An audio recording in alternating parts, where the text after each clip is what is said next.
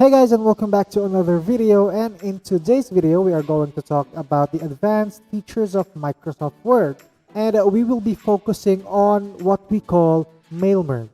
So mail merge is a useful tool that allows you to produce multiple letters, labels, envelopes, name tags, and more using information stored in a database, a list, or even a spreadsheet.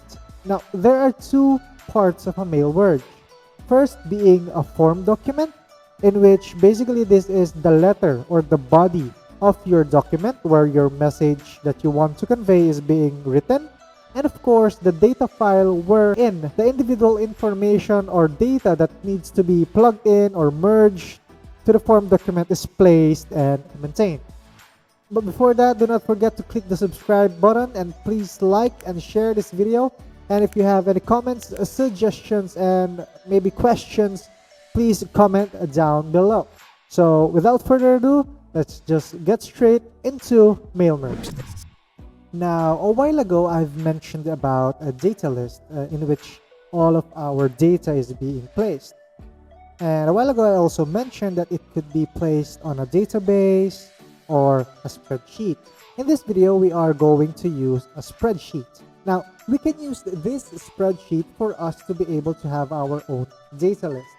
So before you actually use this as your data list, make sure that you are satisfied with the data that you have in your Excel file or in your spreadsheet. So say for example, do you really want your last name and first name to be separate? Do you want your city, state, zip code, and your business address to be separate? Or do you want them to be combined in one line and those kinds of things? Now, make sure you edit those out before you actually start the mail merge. Now, with that being said, let us now go to Microsoft Word and start the mail merge process. Now that we are in Microsoft Word, we can now start our mail merge process. Now, to start off, we need to go to the Mailings tab. So it is located in the tabs, and just press Mailings. Now, as you can see, there are different buttons that we can click, but some of them are grayed out. Now, to fix that, we first need to select our recipient. Now, when we click this Select Recipients button, we can see that we can type a new list, use an existing list, or choose from Outlook contacts, in which if you use Microsoft Outlook for your emails, you can import your contacts from there. But in this case, we are going to use an existing list in which it is our spreadsheet. Now just click that and make sure you know where you have stored your document. In this case, it's right here for me, and just press OK. But before that, it is good to note that it is better if you have column headers in the first row of your spreadsheet. Now, let's just press OK. And if you look closely up here, the different buttons have been activated and we can actually press them now. So as we take a look at our form document, we can see that there are different placeholders in the document. First being the recipient name, company name, street address, city, state, and zip code. And the other one being the recipient name here in the greeting line. Now, first, we must change the address block. Now, to change this one to the data that we have in our Microsoft Excel spreadsheet, we can just click address block here up top. Now, just click this one. And you can see now that our data that we pulled from Microsoft Excel are being shown right here in the preview. Now, if we look closely, we can see that some of the data is missing from here. In this case, the street address is actually missing. So to fix that problem, we just go to Match Fields and let us find Address 1. Now, in this Match Fields, we can actually match the different placeholders to our Microsoft Excel document fields. Now, for Address 1, let's just select Business Address. And then let's just press OK. Now we can see that the business address has been added as the street address, and let us just press OK. Now as you can see, another placeholder has been placed. Now we can actually delete this one. To see the changes that we have made, let us press preview results that you can see here in the ribbon.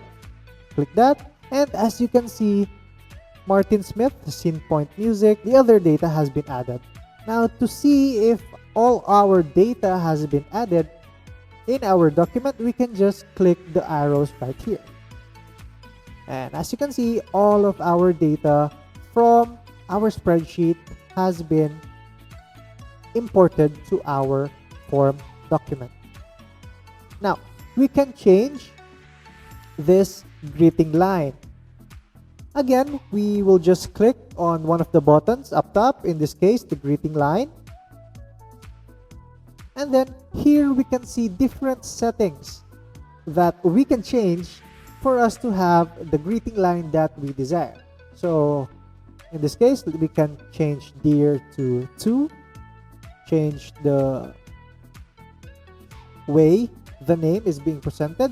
We can change if we want a comma or a colon. Now errors do happen, and sometimes the program cannot detect some of the data. Now if Microsoft Word detects an invalid data, it will instead place an alternative in which we can change from dear sir or madam or to whom it may concern. So in this case, I'll just click on dear sir or madam, and now we can just press OK. And again, we can now delete the dear recipient name text right here. Now again, as we scroll through our data, we can see that all of our data has been imported. Now we can just click finish and merge. Now there are a couple of things that we can do here. We can edit individual documents, we can print documents, or we can send email messages. Now if you are going to print documents, even though this document has only one page, as we can see down here, it will actually print documents corresponding to the number of data that we have on our data list.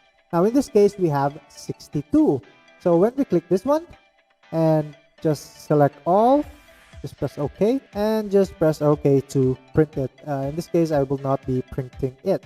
Or alternatively, we can edit individual documents. So as we click this one, again, select all, press OK, it will actually create a document for each of the data that we have on our spreadsheet. So as you can see, we have one for Ellis, we have one for Douglas, we have one for Lola, and etc, etc. Now alternatively, we can just email the messages directly to their email addresses. So let's just press send email messages to do that, and then we select what data field MailMerge would select from the spreadsheet that contains the email address. So in this case, we have a field called email address. Just click that, and then here you can add the subject line. Let's say in this case, change address, and just select HTML, and then press OK to do that. And that's it. We have successfully created our MailMerge. Now, MailMerge can be used for a lot of things. Let's say you are a teacher and you are going to create certificates for, let's say, 100 students. You can just create a spreadsheet containing the names of those students and use that spreadsheet as a data list on your MailMerge. So that is it for this video, and if you have any comments, suggestions, or clarifications, please leave a comment down below. And please do not forget to subscribe, like, and share the video, and as well as click the bell notification icon so that you are updated when our next video comes out. Thank you for watching, and goodbye.